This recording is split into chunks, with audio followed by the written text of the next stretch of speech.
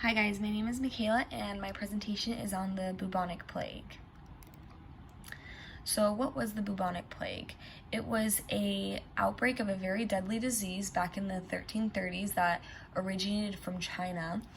It was often commonly referred to as the Black Death, and I'll get into later why that was. This plague was a vector-borne infectious disease that was caused by the bacteria Yersinia pestis, and it had a high fatality rate that was actually recorded for over centuries. It wasn't just for a few years or even a couple decades that it persisted. It actually had flares on and off for a few centuries.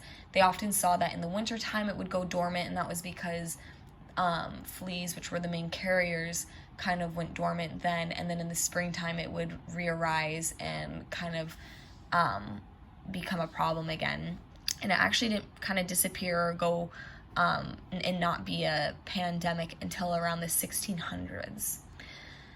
And so the Middle Age outbreak of the plague was known as the Black Death, and it caused about 60% of the deaths of the population of Europe, and 25 million people died in under 5 years. So a little background about the plague. It was a pandemic, which is an epidemic of an infectious disease that spreads across a large region and kind of impacts the global health. And so you can see that it started out in China, and then it eventually went to Europe and all the different kind of continents, Africa, and, North America, South America, everywhere like that. And I just thought it was really interesting to see kind of the similarities between this pandemic and the one that we're experiencing now. Again, it originated in China and kind of went everywhere. And yeah, I'll kind of just point out a few just because I thought it was pretty interesting. So it was in October 1347 that several Italian merchant ships returned from a trip in which their key links were in China. And so when their ships came back and docked in Sicily, many of the passengers on board were either dead or already dying from the plague, which, they were very confused about at first. They couldn't figure out what was happening or why these people were so sick. And within days, the disease had spread to the city and surrounding countrysides. The government kind of noticed too late. They started turning away any merchant ships, but by then it had already spread everywhere because the incubation period is actually only 2 to 6 days, and so it spreads very fast. And just they couldn't, seal things off fast enough. So the causes of the bacteria the bacteria causes the bubonic plague, and it actually also causes septicemic plague and pneumonic plague. And so these are two different types. Bubonic, I'd say, is kind of the more generalized type, and then these are kind of two more specific. And so from the reading I did, the bubonic plague can kind of turn into these other two types, or those other two types can just occur on their own.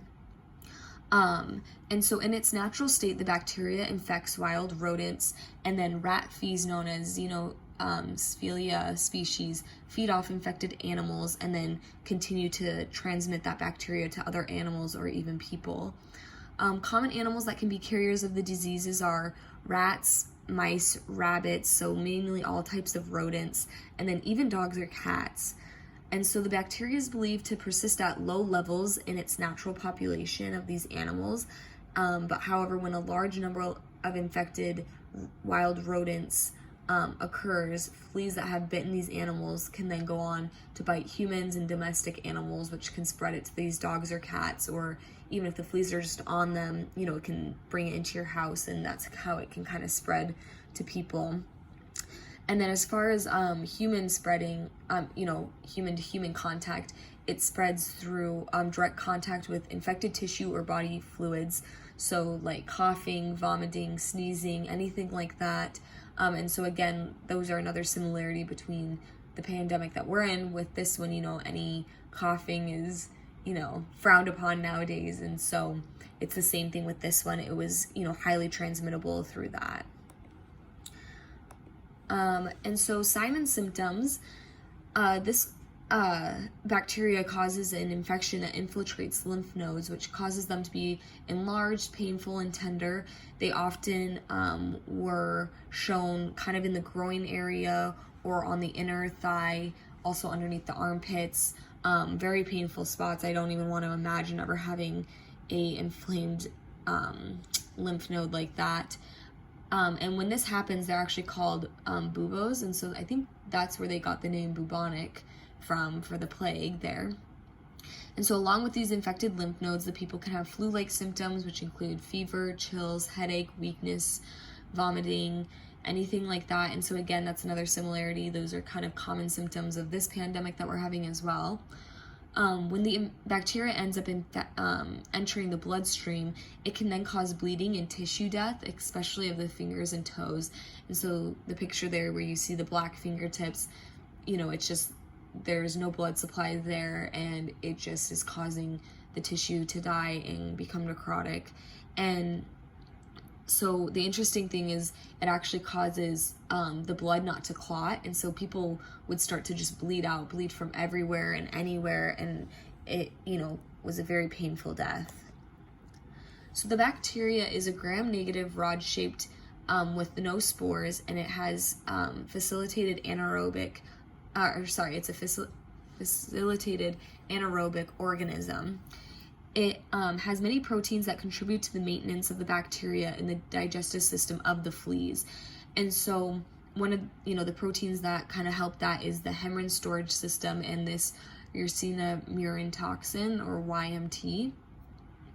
And so this really helps, so when it was in the system of the fleas, it wouldn't get degraded or killed, and so it helped so that it could survive and be passed on to other hosts. And so although YMT is actually pretty highly toxic to rodents, it is obviously very crucial for the survival of the bacteria, and so a lot of rodents built up immunities to it, and so that's why it became, so like a huge pandemic. Initially it was probably not, because the rodents would just die right away, but however, once the rodents built up an immunity, they could carry the disease without actually dying right away. And again, too, the fleas would also bite them and travel with the blood in their systems, and so it would cause it to be passed on as well. Here's a quick little picture just kind of showing the stages of it being infected there with the lymph nodes. So here's the invasion. You can see in this picture it starts to have that pus that's forming, and here it's full blown, it's swollen. You can see that it bursts here, and so it's just pretty nasty stuff. So treating the bubonic plague, medicine was very, underdeveloped back then, and so doctors relied on really crude techniques like bloodletting and boil lancing. So they would actually drain patients of their blood, either using leeches, which I thought was really interesting, or actually cutting patients and just letting the blood drain from them, or boil lancing, where they'd try and cut or pop the boils from those swollen lymph nodes, which would be a good idea, except for they probably weren't using very sterile techniques and probably ended up making it worse. They also had very many superstitious practices that were done, like burning aromatic herbs, bathing in rose water or vinegar, and they just thought that this was a way to cleanse themselves and keep themselves clean. Unfortunately, it was not true. And doctors were very inexperienced, and often they didn't, at first they did not even want to help, just because they weren't sure how things were getting spread. They, knew that by being in close proximity to someone infected, you were most likely to get infected and die as well. Now, however, a famous doctor named Nostradamus was actually one of the most famous plague doctors back then, because he gave this simple advice of removing infected corpses, getting fresh air, drinking clean water, and not bleeding the patients. To me, these kind of seem like obvious, practices. However, back then, nothing was really, made for protocol. There was no standard protocol. And so these simple things really helped to keep things clean or cleaner and help limit the source of infection and the source of transmission as well. So plague doctors began to try and come up with different ways that they could protect themselves from people that were infected.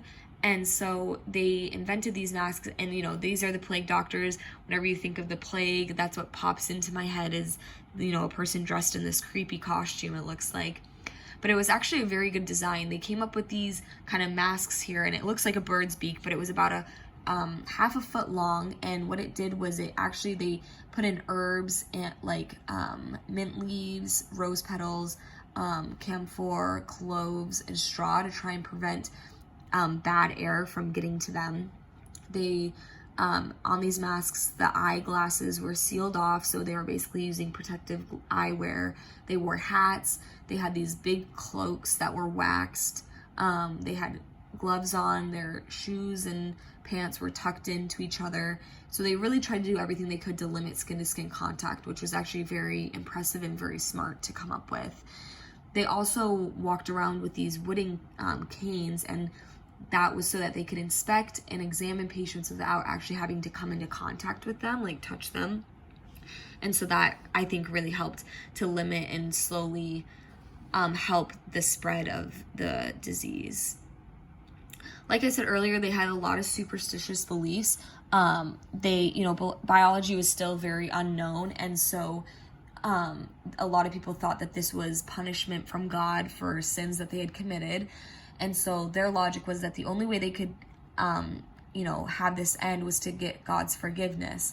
And so they believed that a way to get forgiveness was to cleanse their communities of anybody wicked or bad.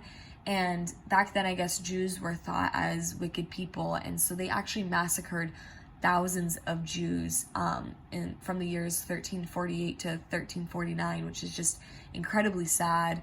But they just thought that they were, doing God a service. Another popular thing were the flagellants, and these were people who would travel from town to town and publicly show their penance and punishment, and they would basically whip themselves and beat each other with these long, heavy leather straps that had serrated metal at the end, and they just did it publicly to try and show and prove that they were getting their penance done for their sins. And of course, that is not the real reason of why they were going through this awful time. This is just a map that I kind of wanted to show. It just shows the global pandemic of the plague, how it, started kind of out in Asia, went all over, to Europe, Africa, South America, North America. So it definitely was a global pandemic, kind of like what we're experiencing today. And let's see, I had my sources on here, but I might have deleted them. Let's see. Oh, yes, here are my references. Sorry about that. I tried to actually screen record my screen and it would not get my audio, so I apologize. I'm doing it on my phone, but I really enjoyed this experience of getting to learn more. I'm definitely very grateful for the advances that we have in medicine nowadays with microbiology and just the hardworking scientists. It really makes me think a lot and respect the people, because we're going through a pandemic today and it's not even nearly as bad as there was, and we have all the advances in science, and so it just makes me wonder, how much more advanced we can get. And I just like to thank you for having me in your class this semester. I really enjoyed it, and I look forward to learning more about microbiology in graduate school. So thank you so much for a great semester, and I hope you enjoyed my presentation.